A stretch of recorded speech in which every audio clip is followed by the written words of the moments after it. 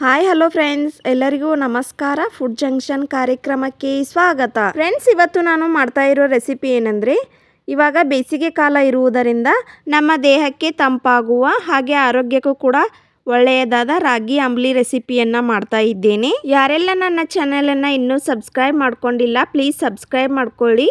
ಪಕ್ಕದಲ್ಲಿರುವ bell ಐಕಾನನ್ನು press ಮಾಡಿ. ಬಿಸಿಲಿನ ತಾಪ ಹೆಚ್ಚಾಗಿರುವುದರಿಂದ ನಮ್ಮ ದೇಹಕ್ಕೆ ತಂಪು ನೀಡುವ ಹಾಗೆ ಬಾಯಿಗೆ ರುಚಿ ಕೊಡುವ ರಾಗಿ ಅಂಬಲಿಯನ್ನು ಹೇಗೆ ಮಾಡೋದು ಅಂತ ನೋಡೋಣ ಬನ್ನಿ. ಮೊದಲಿಗೆ ನಾನು ಮಿಕ್ಸಿ ಜಾರನ್ನು ತೆಗೆದುಕೊಂಡು 6ರಿಂದ 7 ಬೆಳ್ಳುಳ್ಳಿ, 4 ಹಸಿಮೆಣಸಿನಕಾಯನ್ನು ಹಾಕಿಕೊಂಡು ಪೇಸ್ಟ್ ಮಾಡಿ ಇಟ್ಕೊಳ್ತಾ ಇದ್ದೇನೆ. ನಂತರ ಗ್ಯಾಸನ್ನು ಆನ್ ಮಾಡಿಕೊಂಡು ಒಂದು ಪಾತ್ರೆಯನ್ನು ಬಿಸಿ ಮಾಡಲಿಕ್ಕೆ ಇಟ್ಟು ಸ್ವಲ್ಪ ಎಣ್ಣೆಯನ್ನು ಹಾಕಿ ಜೀರಿಗೆ, ಕರಿಬೇವನ್ನು ಹಾಕಿಕೊಳ್ತಾ ಇದ್ದೇನೆ. ನಂತರ ಬೆಳ್ಳುಳ್ಳಿ, ಹಸಿಮೆಣಸಿನಕಾಯಿ ಪೇಸ್ಟನ್ನು ಹಾಕಿಕೊಂಡು ಫ್ರೈ ಮಾಡ್ಕೊಳ್ತಾ ಇದ್ದೇನೆ.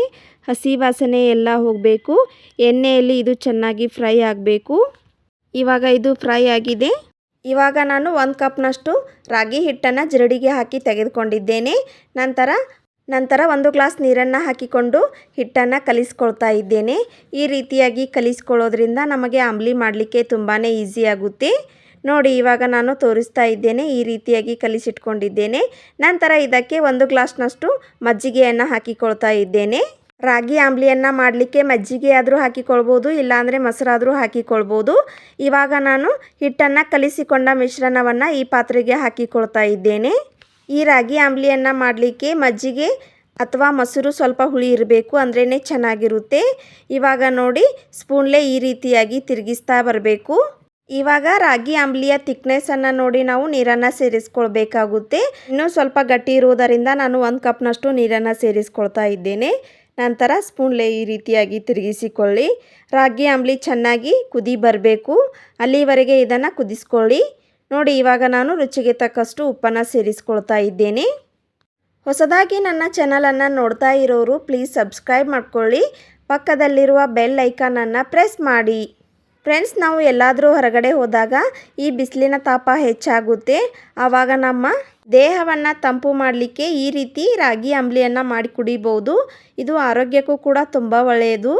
ಇವಾಗ ನಾನು ಮೇಲೆ ಕೊತ್ತಂಬರಿ ಸೊಪ್ಪನ್ನು ಹಾಕಿಕೊಳ್ತಾ ಇದ್ದೇನೆ. ನಂತರ ಸಣ್ಣಗೆ ಕಟ್ ಮಾಡಿದ 1 ಈರುಳ್ಳಿಯನ್ನು ಹಾಕಿಕೊಳ್ತಾ ಇದ್ದೇನೆ. ಈ ರೆಸಿಪಿಯನ್ನು ಮಾಡಲಿಕ್ಕೆ ಜಾಸ್ತಿ ಟೈಮು ಏನೂ ಬೇಕಾಗಿಲ್ಲ. ಕೇವಲ 2ರಿಂದ 3 ನಿಮಿಷದಲ್ಲಿ ಮಾಡ್ಕೋಬೋದು. ಅಷ್ಟೊಂದು ಈಸಿಯಾಗಿದೆ.